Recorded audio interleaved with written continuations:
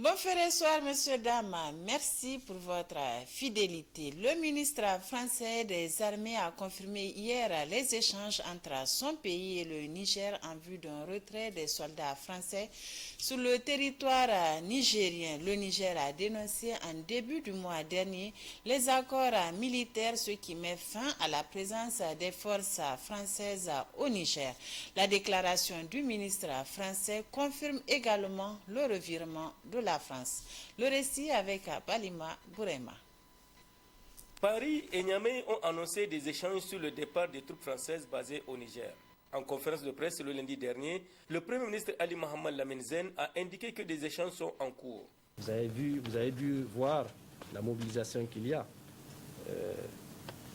Le gouvernement a déjà dénoncé les accords qui leur permettent d'être sur notre territoire. Elles sont dans une position d'illégalité.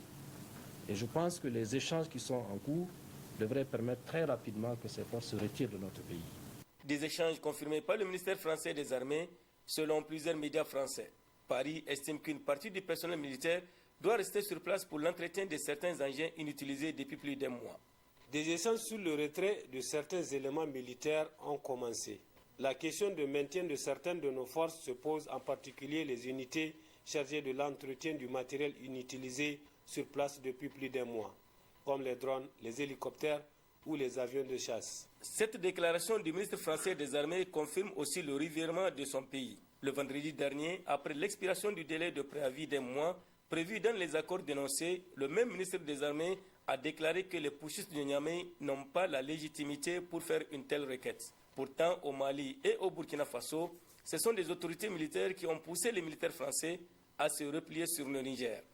La France compte environ 1500 soldats stationnés à Niamey et dans la région de Tillabéri. Découverte hier mardi aux environs de 19h à la sortie d'un véhicule de l'ambassade de France au Niger, des tenues militaires d'un pays voisin. Les investigations sont en cours et pour rappel, l'ex-ambassadeur de France chassé du pays refuse toujours de partir. Détail avec Aboubakar Amadou. Malgré l'expiration du délai qui lui était imparti pour quitter le Niger, Sylvain Ité, ex-ambassadeur de France, est toujours au pays. Face à cette attitude inappropriée et inexplicable de la part d'un diplomate, les autorités nigériennes ont pris les mesures qui s'imposent. Si demain le gouvernement français décide de renvoyer l'ambassadeur du Niger, croyez-vous qu'on va dire qu'on... Non, soyons réalistes. Le Niger est un pays indépendant. Le Niger est en quête de sa souveraineté. Vous savez, à peu près 70% sont nés après la conférence nationale. 60% des Nigériens ont moins de 15 ans. Il n'y a aucun complexe aujourd'hui.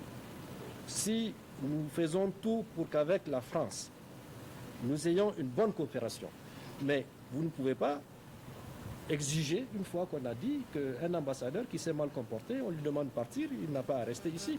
C'est chez nous. C'est une personne en situation irrégulière. Imaginez qu'un Nigérien se présente à l'aéroport de Paris sans visa, sans passeport. Vous allez le laisser circuler? Bon, on souhaite simplement que très rapidement la raison prévale, que cette personne puisse se dire qu'elle n'a rien à faire chez nous. Le renforcement des mesures de contrôle des mouvements autour de l'ambassade de France au Niger ont permis de mettre à nu des éléments susceptibles d'être qualifiés de manœuvres subversives. Sur la télévision nationale, l'annonce de la découverte à bord d'une fourgonnette de transport de meubles sortie de l'ambassade de France de tenues militaires de pays voisins amis, notamment le Burkina Faso. Après avoir minutieusement fouillé, le véhicule a accédé à l'ambassade. Mais à la sortie de sa fuite, les agents ont constaté 16 tenues treillis, 21 t-shirts militaires et 2 chaussures Rangers. Fait craindre une tentative d'infiltration d'éléments militaires étrangers au Niger pour des manœuvres de déstabilisation du pays. Visite ce matin dans les locaux de la Société de patrimoine des eaux du Niger à Spain du ministre de l'Hydraulique, de l'Assainissement et de l'Environnement. Il s'est agi pour lui d'aller constater de visu les conditions de travail du personnel de la Spain. Le point avec Mohamed Alpha et Abdoulaye Seydou. S'enquérir des conditions de travail de la Société de patrimoine des eaux du Niger, SPEN, c'est l'objet de la visite de ce mercredi 6 septembre 2023 du ministre en charge de l'hydraulique, de l'assainissement et de l'environnement accompagné d'une forte délégation. Maïzama Abdoulaye a visité quelques bureaux de la SPEN où il a reçu d'amples explications. Après un entretien avec le personnel et la visite terminée, le ministre a encouragé la SPEN à persévérer dans le même sens de satisfaire les Nigériens en eau potable. Il a aussi souligné que toutes les dispositions nécessaires seront prises pour améliorer les insuffisances. Il nous a été fait situation de la mission dévolue à cette structure. Il nous a aussi été révélé les quelques contraintes au niveau aussi de cette société. Nous avons noté et nous allons essayer de trouver dans la mesure du possible les solutions y afférentes aux différents problèmes qui nous ont été signalés. Le ministre de l'Hydraulique, de l'Assainissement et de l'Environnement a exhorté le personnel de la SPEN à préserver les acquis qui ont permis à la société de jouer pleinement son rôle jusqu'ici. Il ne faut pas dire qu'il y a essentiellement que des contraintes. Il y a des acquis. Il y a des acquis à sauvegarder, à consolider au niveau de ces sociétés. Nous y veillerons afin que ces acquis puissent être pérennisés et consolidés. Au même titre qu'effectivement, face aux problèmes qui nous ont été signalés. Cette visite s'inscrit dans le cadre de motiver et relever les défis pour faire de la SPEN une société au service des populations et rendre plus performante la SPEN, créée en 2001 dans le but de réformer le secteur de l'eau. Face à l'embargo économique imposé au Niger par la CEDEAO, les maraîchers de la région d'Agadez ont reçu la visite du gouverneur de la dite région. Ils ont été rassurés sur les dispositions qui sont en train d'être prises pour débloquer la situation. Les explications avec Hadi Abdoulaye et Asman Gagara.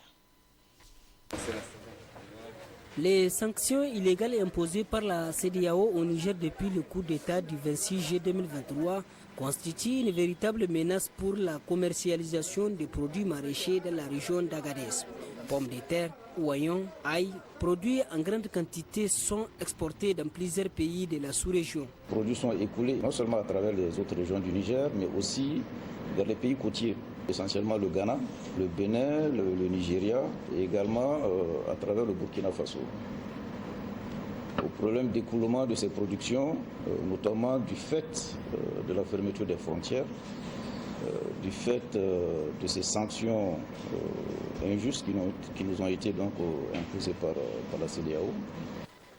La région compte 3 comptoirs de la commercialisation et d'exportation de ces produits situés à Timia, Tabelot et Agadez. Le gouverneur de la région d'Agadez rassure les autorités de transition œuvrent activement pour débloquer la situation. Nous sommes en train de voir les voies et moyens pour pouvoir faire face à cette situation. Et nous pensons que très rapidement nous pouvons résorber cette difficulté pour éviter en tout cas la perte de ces productions.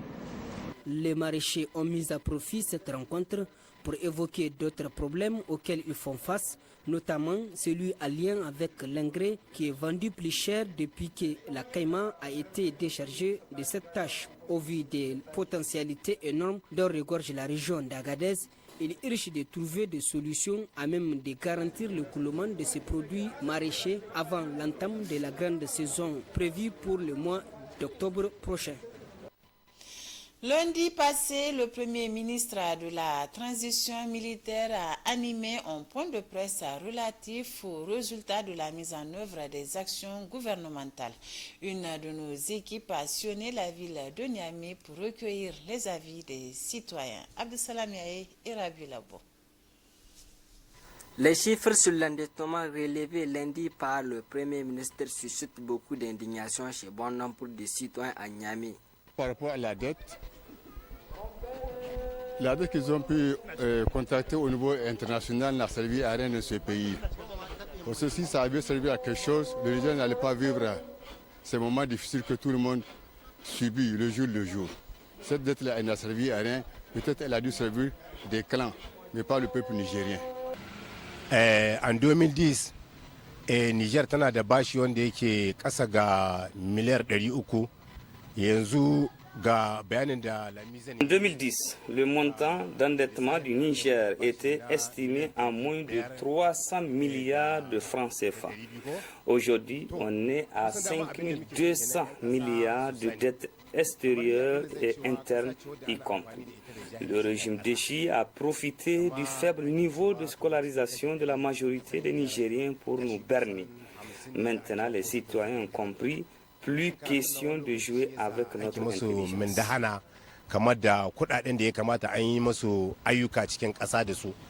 Une situation qui mérite qu'on pose les bonnes questions. Où est-ce que cette dette a été injectée? Et cela à quelle occasion?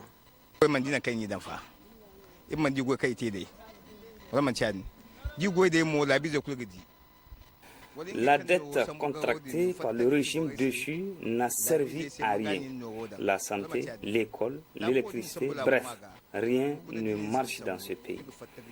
Ils n'ont qu'à dire aux citoyens nigériens ce qu'ils ont fait avec l'argent du peuple. Aujourd'hui, il suffit juste de voir les maisons des politiciens ou des députés pour se rendre compte de comment l'argent du peuple est mal utilisé, parfois détourné.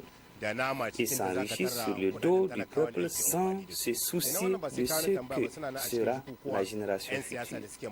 Nous, on exige justice pour le peuple nigérien. Selon le Premier ministre, en 2010, la dette extérieure du Niger était de moins de 300 milliards et une dette intérieure de moins de 2 milliards.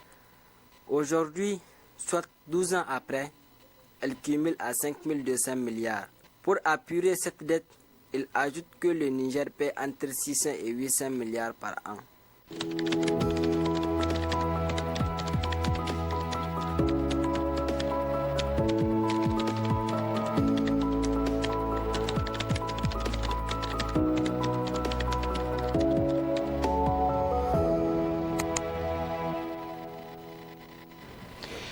Place à votre rubrique hebdomadaire Actu sur le web de tous les mercredis avec Balima Bourema. Balima, bonsoir.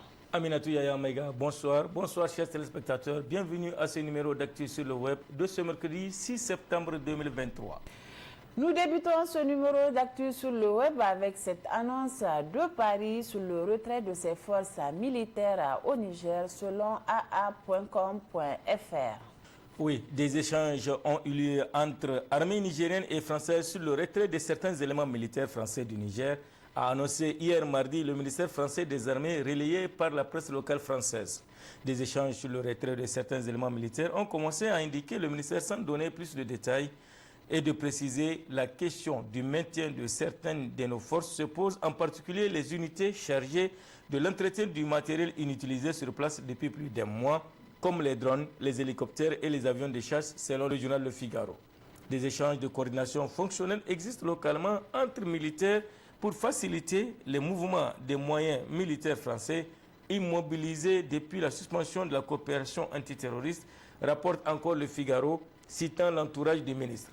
Lors d'une conférence de presse tenue lundi à Niamey, le nouveau Premier ministre du Niger, Ali Mohamed Lamine Zen, a déclaré que des échanges étaient en cours pour que les forces françaises basées au Niger, qui sont dans une position d'illégalité, se retirent rapidement du pays. Ce qui nous intéresse, c'est si possible de maintenir une coopération avec un pays avec qui on a partagé énormément de choses, a-t-il toutefois ajouté.